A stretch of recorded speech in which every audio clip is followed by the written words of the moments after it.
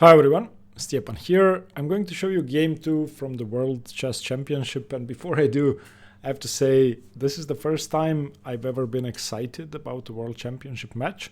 So I started playing chess in 2016, and that's about when Karyakin faced Carlsen. I didn't really care about that match, neither did I care about Carlsen-Caruana or any other matches up until now. And this time I'm really torn. So I love both players, which isn't the case for the previous matches. Gukesh surprised me a lot, being so young and so focused and so calm, most of all, not to even mention his chess skills, which are incredible. But for such a young guy to show such steady nerves throughout the entire cycle, and especially after bad results, is, I think, incredible. And as for Ding, he's probably my favorite player at the top currently and has been for years. Not so much because of his chess style, but he's a really nice guy. It's very hard not to root for him. And actually yesterday, after he won round 1, I told about that to Lucia, which, I mean, she doesn't even play chess, and actually messaged my mom. So, you know, I'm kind of invested in this. So coming into round 2, I was really excited to watch the game, and I have watched the entire stream. Ding played e4. Now, I was kind of hoping for him to go either for the English or the Catalan and to capitalize on the psychological advantage of having won with black in round 1 against such a strong opponent. I mean, it hasn't happened for 60 years or something that someone's won with black in round 1. So playing e4, and of course we can expect e5, which Gukesh did play, invites a lot of variations which are sort of dry. So I was unhappy because I immediately thought that he may have been okay with a calm game. Okay, so Gukesh plays e5, and we get the Spanish. The Italian. You see, I was thinking about the Spanish immediately. And I was happy to see the Italian, because that could be slightly more exciting. Before I continue with the game, there's something I would like to tell you, so we'll get back to it soon. If you're like me and you think practicing against the engine is boring because it either crushes you or plays like an idiot, try playing against Noctie. Noctie is a human-like AI that's going to adapt to your strength, is going to play like a human, try to trick you like a human, and challenge you on your own level. Samuel, the creator and owner of Noctie, and I have come up with a promotion for this World Championship. You probably heard me talk about Noctie before, but I actually think it's a great way to study, and it makes not having a fanatic chess player next to you, well, less harmful to your chess training, and you can basically train as if you were training against a human. So we decided to do something for this World Championship. The first 10 people who sign up for Noctie with the code Hanging Pawns are gonna get personalized training routines, which I'm going to make. So I'm going to create a 1-month training schedule based on your abilities, based on your problems, based on what you and I think you should be studying. And yeah, if you would like me to do that, check out Noctie. Of course, you don't have to go for premium. It's a great product, even with the basic features. But the first 10 people who do decide to use the code Hanging Pawns are going to get training routines made by me. So if you do sign up, just email samuel@noctie.ai, and he will know that you signed up and he will inform me. Okay, let's get back to the game. Okay, so in this position, of course, black has a number of moves. There are many possibilities, but bishop c5 is probably the most common move today. Now here, c3, d3 are both possible. d3 played, knight f6. This is quite common. Knight c3, and this is the 4 knights Italian. One of the least fun variations in the Italian, I want to say. I personally never played this. I liked having a pawn on c3 and playing a gioco pianissimo, but okay. a6 gives the bishop a square because black wants to play d6, doesn't want to allow any funny business with knight a4, and this is a very, very common plan. a4 by white. Now, this doesn't necessarily have to be played. It's not the most common move, but it's up there. And in some positions, this could be a useful space gaining move. It also does the same thing black has just done. It gives the bishop a square on a2. So in the event of knight a5, you don't really have to move your bishop anywhere other than a2. You have a safe square. d6. Okay. White castle, that's normal. h6 prevents bishop g5. But in many of these Italian games or Spanish games, when you play h6, the knight, if it's still on b1, will have a much easier time reaching the f5 square, and if it gets there, g6 will be hard to play. So when the knight is still on b1 and in positions with c3 and knight d2, this is much riskier than here. Here it's perfectly fine because the knight, okay, it could go to e2 and then to g3, but you really want this knight controlling the center now. It's a useful piece on c3. Okay, and bishop e3 played. In this position, there are basically two options. Well, three options. You can castle, or you can play bishop e6, or you can take on e3.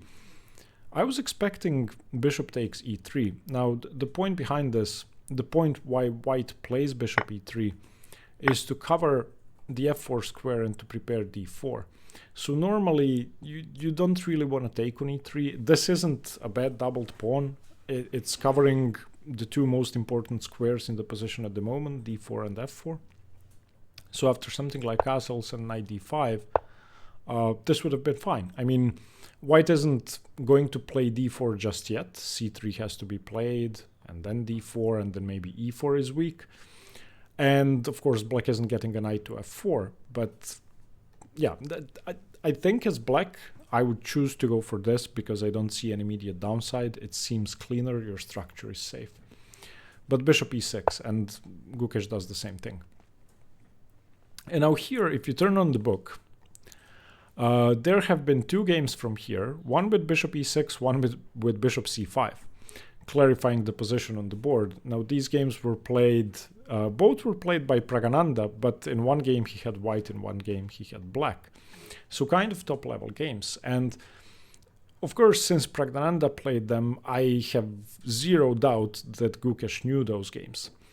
And I also, if you remember yesterday's game where Ding spent a lot of time in the opening, I think he was trying to find something new once again. And I don't remember, I watched the press conference after the game. He didn't really say that a5 was his prep, but I think it had to have been. And they both mentioned this setup that ended up occurring in the game as something thematic currently, which of course us mere mortals cannot know. And I don't know why they talk about it. Maybe they wanted to mention this exact position being trendy and not Ding's next move, which was a5. And a5 is a double-edged and exciting move. So what does it do? Firstly, black can never safely play c6.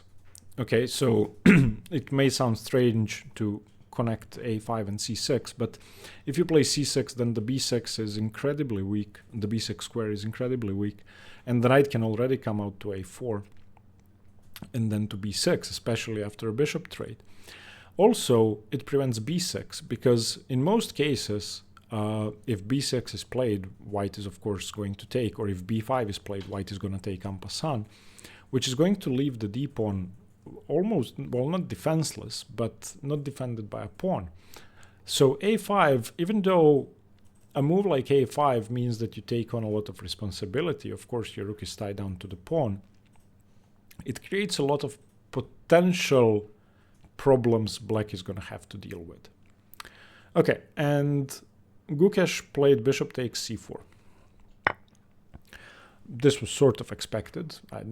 I don't know. I mean, there's another option. He could have gone bishop e3, and after fe3, he could have taken on c4. And when I was watching the stream, I was really expecting to see this, but I don't know if it was at this point or at another crucial point. They brought Anand to speak, so I was listening to him. it seemed like this structure could be unfavorable for white if pieces get traded off. And I got so focused on this position that after the game has finished, I spent about an hour here trying to figure out who's better because I couldn't figure it out. Let's suppose black castles and white plays a move like knight d2, covering everything a few times. White has a clear plan here, and that plan is c3, b4, and b5, trying to cause some problems on the queen side. But there isn't really that much that could happen. Black is able to hold. I don't want to bore you with a ton of analysis here. White at some point should play the move h3 to prevent knight g4 so that the queen can move. And should be equal. But as compared to them, a complete novice who doesn't know anything, it seemed tempting to go for this with black because there are two weak pawns, but apparently they control so many squares that black cannot use that at all. So after a5, bishop c4 was played, dc4, and now another opportunity to go for the same position by transposition, just taking here. And for example, castles, let's not play knight e2 immediately. My two most common moves during the analysis were just h3, trying to prevent knight g4, or queen d3 first. But let's say h3, knight d7, the knight's coming to c5, of course. b4 isn't possible because there's still a knight on c6. Let's say knight d2, knight c5, and now you can try something like queen h5, you can try knight d5, but I don't know. I was kind of tempted to go knight d5 and maybe push for b4, but again, white is okay. Black's structure is actually worse here than white's, even though visually that makes no sense, but white's pawns help control so many squares. So again, same debate I had with myself. Why didn't Gukesh just take on e3? Instead he castled, and bishop c5, dc5. Okay, b3 by Ding, and this was after about 2 hours of play. Now, one thing that's very exciting about this World Championship match is that they get no increment until move 40, and that's a huge deal. If you remember yesterday's game, Gukesh actually made move 40 with 1 second on the clock. So basically, if you flag, I mean, basically you could flag in a World Championship match, which is unheard of. So, a queen trade happens, rook f takes, and rook a d8.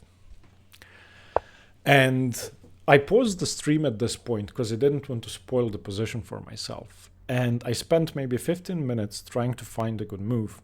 And everything I wanted to do made very little sense. The best I could come up with was rook e1, rook e2. So here's the thing, you don't want to trade rooks, of course. And you don't want to allow black to take, because black's gonna trade the rooks. And if we trade down all the material, then you're just left with, well, nothing in this position, and this pawn is weak. So if both rooks are off the board, you just lose the a pawn, or best case, you somehow manage to defend the pawn if black is forced to recapture with the knight. But you still have to defend this. The knight's going to come back to c6. So the rook has to move. I wanted to go rook e1, and in my analysis I was expecting rook d6, rook e2, and rook d8, which seems funny. The whole position seems funny, but there's always a plan to go for knight e1, knight d3, and f3 to defend the e4 pawn. But unfortunately, this knight's coming to d4, so the whole thing doesn't really make sense. That being said, rook e1 is an okay move. In fact, it's the best engine move, but Ding played rook c1, which is, I think, practically speaking, better. It does the same thing, avoids a rook trade, saves the pawn, defends this pawn in advance in anticipation of knight d4, and prepares the same maneuver, knight e1, knight d3. These two pawns are targets. Remember, you can never play b6, because I take on a6. So you can also never play c6 after something like, okay, knight d4 played by Gukesh here. If you try to play c6 at some point, I don't think you should, but let's say to cover the d5 square to prevent knight d5, well, then the knight just comes out to a4 and to b6. And that's just dreadful. Might be even worse than living with the knight on d5. Okay, so knight e1. Now this is a multi-purpose move, and it seems really useful. You're going to play f3, and then you're going to play knight d3. You have to watch out, though. Knight d3 immediately would fail to knight takes c2. You could take on e5, but then you lose your rook, and it gets very messy. So you have to watch out for knight c2, rook c2, and rook d3. Another option here, which may seem crazy, absolutely crazy, is knight takes e5. Knight takes e5, which was sort of a sacrifice offered by Gukesh. Of course, there is rook e8 in the end, and it's not really clear to me whether white keeps a pawn or not. So I use the engine for this one. After rook e8, of course, f4 is simple. You do that to make sure you save the pawn. But now black takes anyway. I couldn't figure this out for myself. So knight takes, of course, knight takes. And now not f6, that just doesn't work. Instead, knight e2 check. And after king f1, you don't take the rook. You take the f4 pawn, and it's apparently equal. Now, I'm nowhere near good enough to even understand it once I see it. I don't know why this should be equal after something like knight f7, king f7, knight c5. I would always prefer white. I understand that the pawns are doubled, but why should this be equal? b7 is hanging. If you turn on the engine here, it says rook e5, rook d2, all zeros. Okay, it's scary. The rook is coming to the second rank and you might lose the g-pawn, but still, if b7 falls, then the knight comes back to c5, a6 falls, white has a passed pawn. So I'm not really sure that Gukesh knew everything about this sacrifice. It seems very, very scary to me. And maybe Ding should have considered taking it. They didn't mention this move in the press conference, knight takes e5, which I was surprised about. I wanted them to comment on this.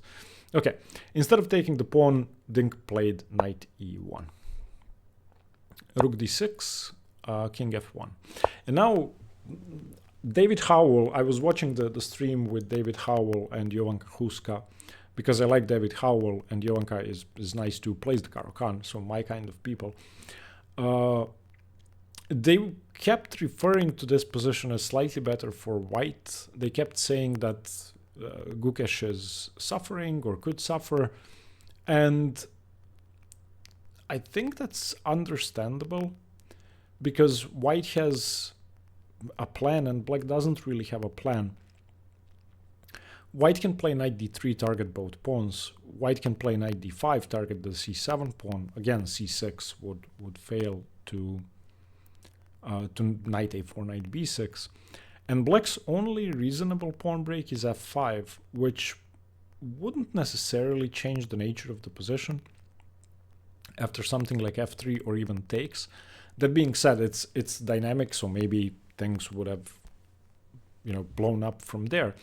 But even though the position is equal, I think it's understandable to like white's position better because there are more options. Okay, g6. And during the press conference, Gukesh said, yeah, I was slightly surprised by the line in the opening, and it's a comfortable position for white.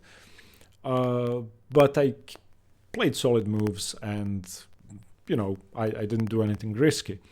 And I think we should compliment Gukesh on handling a position that's hard to play without making risky decisions. Waiting is extremely hard. I mean, if you play tournament chess, then you'll know that in a position with no plan, making waiting moves that don't make your position worse it's very, very hard. So g6, king g7, he's making sensible moves. Also preparing f5 if he wishes to do so. Okay, Ding brought the rook back to d1. I think that's okay. The c2 pawn is covered for the moment, and he's getting ready to challenge the d file. So rook fd8, f3, finally he's able to move the knight, king g7, Gukesh does nothing, king f2, a slight improvement, and h5. And I was expecting h4 to be played instantly. In fact, David Howell was mentioning during the stream that he likes the structure where after h4 here and something, g3 can be played, and then even in the event of the rooks being traded off, you have a very safe position with no infiltration points for the knights. I'm not really too familiar with this structure. I haven't had it many times, maybe just a few times, but it does seem really safe. And after h5, it's clear what black is trying to do. Black would like to play h4 and h3. Maybe then, after h4, there is knight h5, there is knight f4. I mean, imagine, let's just make random moves for white. Let's imagine something like this. This is now a long-term weakness in the middle of white's position, and may not be too deadly, because there are still ideas like knight e2 and knight g1, which may in fact make h4, h3 risky. But even if the pawn doesn't advance, let's imagine knight h5 here. There's the f4 square, and if you ever play g3, well, I may be able to use the h file and infiltrate that way. So for a mortal, it seems risky not to play h4 here. I'm sure I would have played h4. But Ding played knight e2. And I was confused. I had no idea what the move does. Why would you move your knight to e2? I mean, it seems so active. You have the option to go knight a4 or knight d5.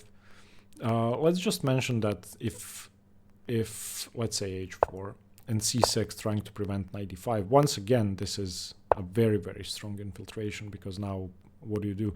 Vishy Anand mentioned, or sorry, Boris Gelfand mentioned during the stream that you'd like your knight on d7 covering both pawns, and that's probably forced in this position. But now your rook is kind of trapped, and since the rook is trapped and undefended, then c3 might work. So there are a ton of tactics here, and black's position isn't easy to play, which is why a move like knight e2 would never occur to me. Well, first of all, black can just take, and then it seems like too many things get traded off. I mean, if we trade both pairs of rooks, white should be slightly better, because there is c3, b4, and let's just put that on the board. So takes, I don't know, knight d7, c3, let's say f5, b4, takes. Maybe b5 is coming. Maybe knight c2, knight b4 is coming. So this could get uncomfortable. For example, if you take, now I have a passed pawn on the a file, and this is already incredibly dangerous. Let's just do something. So the knight's coming to b4, the pawn is advancing to a6, and there are chances there. So Gukesh, of course, doesn't take the knight. He retreats his knight to c6. And I was struggling to figure out what Ding was going to do here, what his plan was. So one thing is clear. If you take the rook, which you either take the rook or you play knight c3, because you have to defend your rook. You're not going to move the rook again, allowing rook d2. If you take the rook, black's going to take with the pawn. And now everything's defended. Of course, d6 is a weak backwards pawn and all that, but you're never going to take that pawn, because with a single rook on the board and the knights that are unable to come to b5 or f5, there's never going to be enough pressure on the pawn. So this seems just like a very easy draw. For example, h4, I don't know, knight e8, something, f5, seems easy. So yeah, after knight c6, you're not taking the rook. So unfortunately for us spectators, Ding played knight c3, which is basically an invitation to a draw. And unfortunately, once again, it was accepted. They repeated the position like this. Sorry. And agreed to a draw. And they both had about, I don't know, 40 minutes on the clock. About 20 moves to meet the time control. Ding, of course, could have declined at any point. Like, after knight d4, he could have gone h4 once again.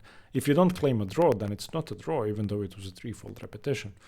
So I was really sad that he didn't try to play for a win here. Not that he has a better position according to the engine. It was equal from start to finish. But I think his chances are good. Anyway, game 2 ended in a draw, and I'm expecting a very exciting game tomorrow. I'm going to be showing you round 3 as well, and I'll try to cover as many games as I can, maybe all of them. Again, I'm really excited, and I have to say I'm really happy Ding won round 1, because even though I love Gukesh, I think what has been happening to Ding and how people have been discussing his personal life and form and psychological state is really not nice. So just, if I could have, I would have told all these people, just leave the guy alone, let him lose the match. If he's going to lose the match, let him play poorly, let him play like a god, whatever happens, happens. So I'm glad he managed not to bounce back. That's not really a fair thing to say, but to show that he's incredibly strong. And even though everybody or most people expected Gukesh to have an easy match, well, it's anything but that. I'll see you tomorrow for round 3. Stay tuned for more chess. Bye-bye.